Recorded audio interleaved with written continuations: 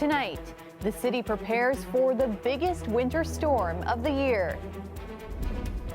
Drive to the conditions of the roadway, be very mindful for our pedestrians and cyclists. They will also be out. Officials say stay home if you can.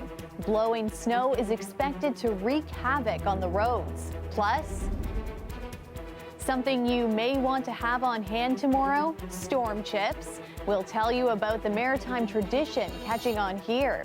And we've been waiting for this for about a year and a half. It's definitely been a very testing experience. Residents of 650 Parliament, forced out for over a year after a massive fire, will finally be able to return home. This is a live shot of our city skyline tonight. All is calm right now, but it's not going to last. The city is bracing for its first significant storm of the new year. Good evening, I'm Talia Ricci. That storm is now expected to dump more snow on Toronto than originally forecast. We'll get into those details in a moment, but first, the city says its storm preparations are already well underway. On Thursday night, we were able to get our anti-icing equipment out, which actually lays brine down on our main arterial roadways, expressways, hills and bridges in anticipation for the storm. So when the storm comes in Saturday morning, as we're forecasting, the first round of snow that falls onto the asphalt should melt. City plows are on standby in anticipation of the coming conditions. Officials are recommending people stay off the roads tomorrow if possible. And they're reminding homeowners to shovel their sidewalks. The city says local streets won't get plowed until there's at least 8 centimeters of snow on the ground. Meteorologist Colette Kennedy joins us now for a first look at our forecast. And here today, everyone was definitely talking about the bitter cold, but tomorrow it'll certainly be the snow. Yeah, that's right. We have quite the weekend storm coming towards us, Talia. So snowfall warnings in place from Environment Canada. Not the time for travel, let me tell you, because they stretch from southern to eastern Ontario up into northern Ontario, and then you begin to get into some of the winter storm warnings as well. Snowfall amounts, it's a range, but 10 to 20 centimeters, a few spots, maybe even a little over 20 centimeters, blowing snow because the winds will be strong. And also later tomorrow as the temperatures rise, there may be a little bit of a mix. That would be earlier in the afternoon, perhaps for southwestern Ontario, for the GTA more into the evening hours. So it comes in tomorrow morning as it begins to move across Lake Ontario. Earlier than that, as I say, for southwestern Ontario, it comes in, well, it is coming in, actually, and then it turns over to rain tomorrow afternoon. We may see that mix into the GTA, but it'll be on top of large accumulations of snow, and that's why you want to try and get out there Saturday evening if you can, even to shovel some of it out of there so we don't end up with a slick layer of ice on top. Some of those totals wanting to go close to 20 centimeters around the GTA, Hamilton and St. Catharines a little less, 15 centimeters back towards Windsor, and over 20 if you're headed up the 400. There's your temperature actually rising overnight tonight. Speaking of that cold air, tomorrow afternoon 1 degree. As it continues to climb another degree or two from there, Talia, that's why we could see a bit of mixed precipitation. All this combined with some strong winds. I'll have more details coming up. All right, thanks, Colette. You're welcome. So not ideal conditions by any stretch, but remember, it could always be worse. Just ask our neighbors to the east. Newfoundland is being pounded by a powerful winter storm. Boy, if this is the start of it, I don't know how we're going to navigate in a few hours. Pretty brutal. Heavy snow and strong winds have created whiteouts across the island. St. John's has declared a state of emergency, ordering businesses to close and forcing vehicles off the road. As much as 75 centimeters of snow is expected to fall by the time the storm runs its course tomorrow. The tenants of 650 Parliament have finally got the news they've been waiting for, an official move-in date. Nearly 1,500 residents have been displaced since August 2018, when a major fire ripped through the building. Their move-in date has been pushed back before, but as Angelina King tells us, residents are feeling optimistic this time. It's definitely been a very testing experience. That experience almost over for Mark Slapinski. After nearly a year and a half of instability, he and the other tenants of 650 Parliament Street can begin moving back home on March 2nd. We've been waiting for this for about a year and a half, so now that we're finally hearing that, I'm pretty pleased. And I think I'm pretty confident it's an accurate move-in time. Firefighters say it was one of the biggest and most complex fires the city has seen in years. Flames ripped through every single floor of the 22-story apartment. Fire investigators say a catastrophic electrical failure was to blame. The building's property management company says the apartment has been rebuilt from the inside out, costing more than $60 million. There is an entirely new electrical system. There's new HVAC, there's new plumbing, there's new life safety systems, there are new elevator systems. The process of moving the 1,500 residents back home will take about 3 months. They'll move in 2 floors at a time per week, starting at the top and then working their way down to the ground floor. You know, what they're coming back to is a safe building. They can feel comfortable and secure moving back home. Tenants' cost of rent will stay the same. The property management company says it provided about $15 million to the residents, but it won't be picking up the bill for their moving in costs, something the city councillor says should be covered. In a statement, Councillor Kristen Wong-Tam also said, "Although I extend my thanks to the landlord for completing their work, I will continue to hold them and the property management company responsible to ensure the move-in process is efficient, timely, and well communicated." Once we're back in the building, I think there's going to be a lot more community, because before we didn't even really know each other. So we definitely have that. Since the fire, the city has ordered inspections for similar buildings and toughened the rules for landlords. Angelina King, CBC News, Toronto. Prime Minister Justin Trudeau announced new help today for the families who lost loved ones in the Flight 752 disaster, including immediate financial aid, $25,000 for each of those who died, 57 Canadian citizens and 29 permanent residents. This is immediate assistance for a range of needs that they might have. It is not the compensation that we expect will come and should come from Iran in due course, but these families need help now. And we will be getting this money to them as quickly as we possibly can in the coming days. Trudeau said the money is to help with things like funeral costs and travel expenses, and that any future compensation received from Iran will not be used to reimburse Ottawa. Trudeau announced other measures to help victims' families, including expedited immigration services, access to mental health care, and pro bono legal help. A Toronto firefighter is facing charges tonight after a young girl was hit by a fire truck last month. Police say the 11-year-old girl was in a pedestrian crossing on Oakwood Avenue near St. Clair when she was hit by the truck. The vehicle was responding to an emergency call at the time and had its lights and sirens on. The girl was seriously injured and is in hospital recovering. The firefighter is facing a charge of careless driving causing bodily harm and passing a stopped vehicle at a crossover. It was a meeting planned months ago, but given that phones were buzzing last weekend with an alert about an incident at the Pickering nuclear plant, today's gathering of the Durham Nuclear Health Committee took some added significance. Lorenda Redekop now with why area residents wanted to be there. It's been 5 days since that false alarm about the Pickering nuclear plant.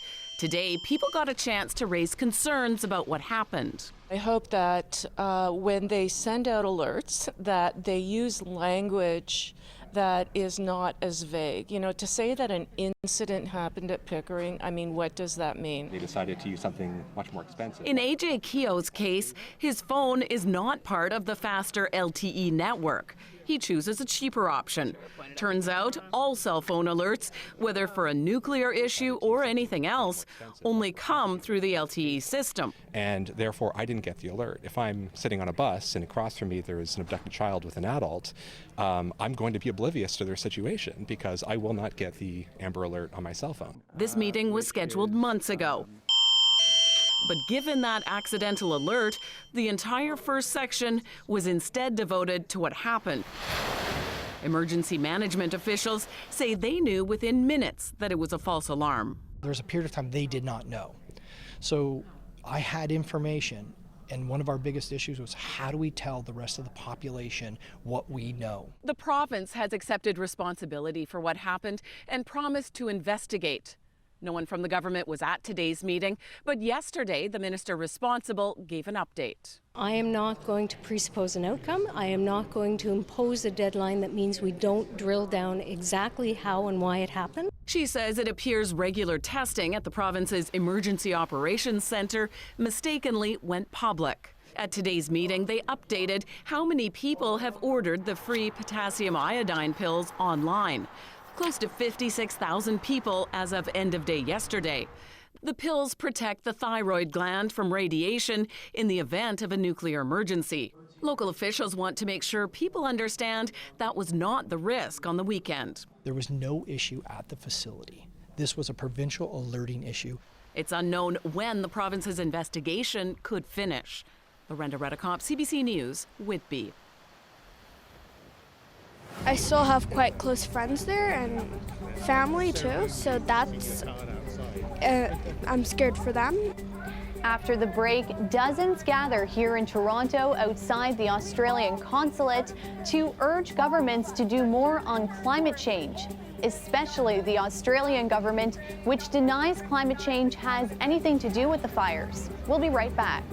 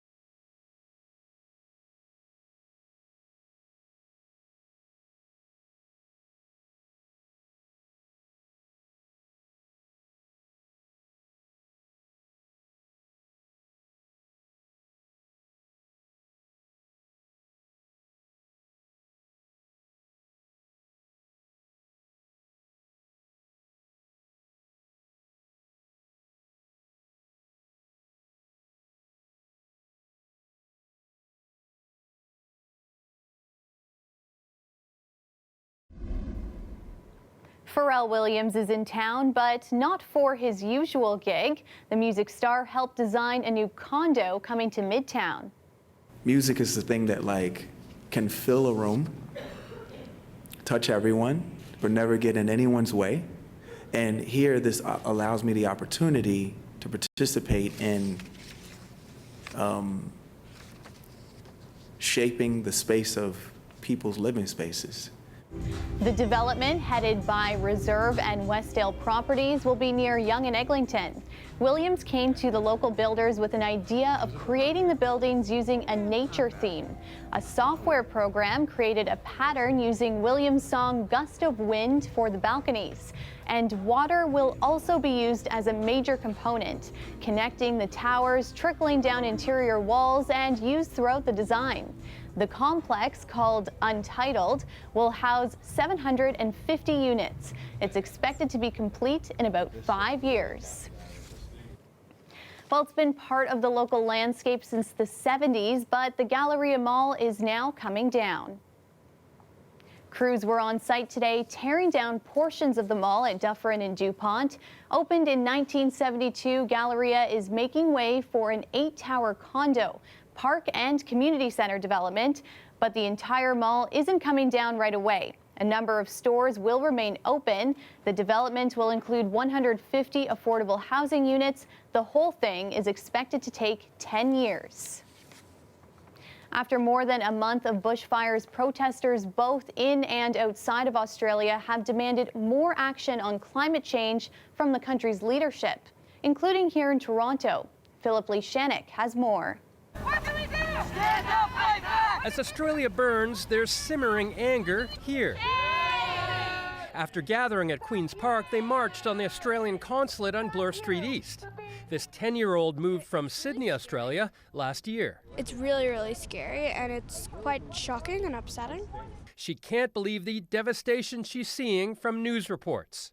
I still have quite close friends there and family too, so that's I'm scared for them.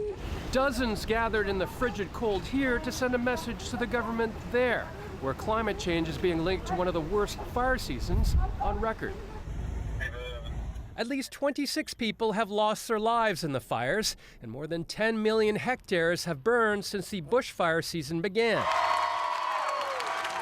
And thousands of protesters have blocked main streets in major cities across the country, as climate scientists warn the frequency and intensity of bushfires will only get worse as Australia becomes hotter and drier. While Canada has sent firefighters to help there, protesters here say the world cannot ignore what they call a climate emergency. A message to the government of Australia today to take the climate crisis seriously and to value the knowledge of Indigenous people who have been protecting their lands for millennia, and to really take action and to reduce their emissions, to take everything seriously and to make climate action a focus moving forward. Protesters say Australia's current climate policies need to change, as greenhouse gas emissions there continue to rise and the country remains one of the biggest exporters of coal. Philip Lee Shanik, CBC News, Toronto. Prepare for a snowy Saturday. Colette's back after the break to tell us just how much we can expect. Stay with us.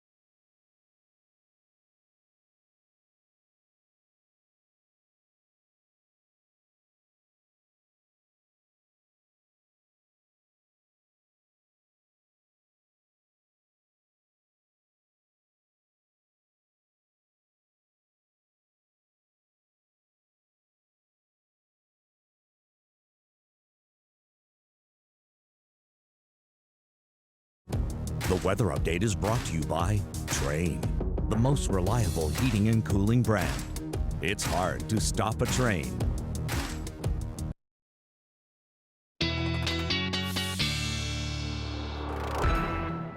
Colette's back now with our extended forecast, and we know that it's a stay inside kind of Saturday, but what about Sunday?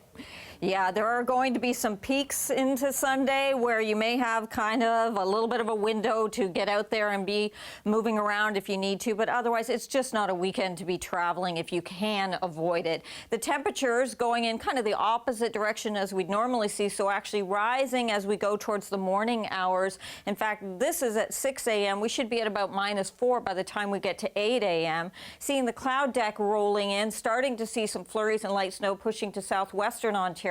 That carries on through the overnight hours there from Windsor stretching towards London, and then eventually tomorrow morning we'll see this coming towards the Golden Horseshoe. So it begins tomorrow morning, carries on the snowfall throughout the day. Strong winds will blow it around, so reducing visibility. There'll be a point at which you will likely see a mix towards tomorrow afternoon into southwestern Ontario, and as the temperature continues to rise into tomorrow evening, we'll actually likely see a bit of a mix coming in parts of the GTA as well, but that will be on top of the accumulations of snow. Heavier amounts where it won't change over, which is going to be further towards the north.